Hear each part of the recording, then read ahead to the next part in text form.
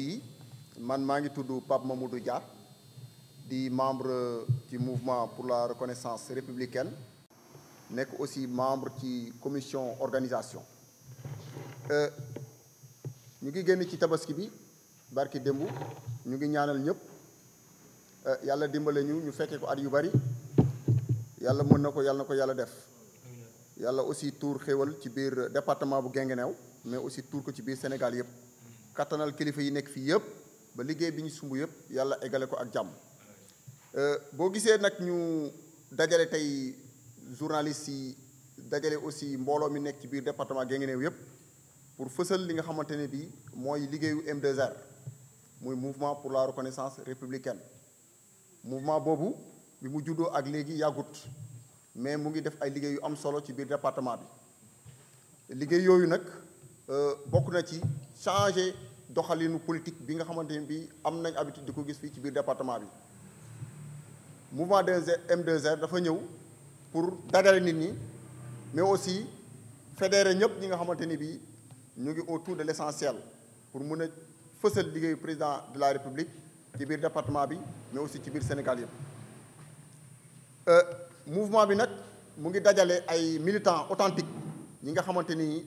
mun nañu wax ne bi ñu sosee APR ba léegi tàyyiwuñu benn yoon combat politique bu ñu mënee ci biir département bi. bu ñu gestoo dañ leen di gis ñooy nekk ci kanam aussi di jàppale président de la république depuis 2008 ba jëmmi tey bi ñu dem nag ba benn jamono ñu ne il faut que ñun ñu changer ni ñuy doxalee politique bi ci biir département bi parce que xiiroo ak ŋaayoo loolu doxalul parti bi suñu parti la tey lépp loo xamante ne lii aussi da koy doxal M2R da ciy xëy di ci gont ba tax na bi ñu taxawalee mouvement bi jot nañoo dem aussi am ay audience ak yenn kilifa yi nga xam ne ñu ngi ci biir département bi ku ci mel ni honorable député Mandiaye Kébé ku ci mel ni aussi le président du conseil départemental mën nañ ci aussi lim Malick Ndiaye maire bu Gëñik lim ci aussi Jaraaf Alassane Ndaw di maire bu Xelxom Mamadou Faye maire bu Ourour ak honorable au conseiller Balla Sall di maire bu Ndiago mais yemuñu foofu M2R aussi am na ay daje yi mu def ak yenn kilifa yi nekk au niveau national ku ci mel ni le ministre Matar Ba dem nañ waxtaan ak moom ku ci mel ni aussi le premier ministre tête de liste aussi de la coalition Benno Bokk Yaakaar di madame Aminata Touré mais aussi ku ci mel ni Pape Mayel Thiam di administrateur u parti bi pour mën a weccoo ak ñoom échanger ak ñoom li nga xamante ni moo tax M2R jóg mooy fexe ba département bi APR nekk fi parti unique mais nekk aussi parti boo xamante ni bii élection bu ñu dem dañ koy jël. jot nañu aussi réaliser ak yeneen activité yu mel ni ay réunion périodique yooyu yëpp pour fédérer lépp loo xamante ne lii day gàkkal parti bi mais aussi lépp loo xamante ni day tax aussi parti bi nit ñi gën a mën a ànd gën a mën a liggéey. M2R mu ngi ci xar tànk tubéyam di ci dem guddeeg bëccëg ñu taxaw nag thème aussi vraiment pour ànd ak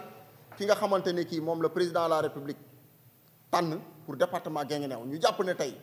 président de la république moom mooy suñu kilifa ci politique te moom lañ gëm M2R président Macky Sall la gëm lépp lu mu wax suba ba ngoon ci la ñuy dem lépp lu mu bëgg aussi dañ ciy dem ànd ak moom ci loolu bi mu tànnee aussi l'honorable député Mandiaye Kébé ñu fas yéene ànd ak moom wàcc ci terrain bi dugg ci communes yi benn par benn dugg ci kër yi fexe battre campagne ba président Macky Sall am fi ndam ci biir département Guinguinéo bi mais aussi participer ci aussi taux de participation au niveau national loolu moom mooy li nga xamante ni moom la M2R fas yéene def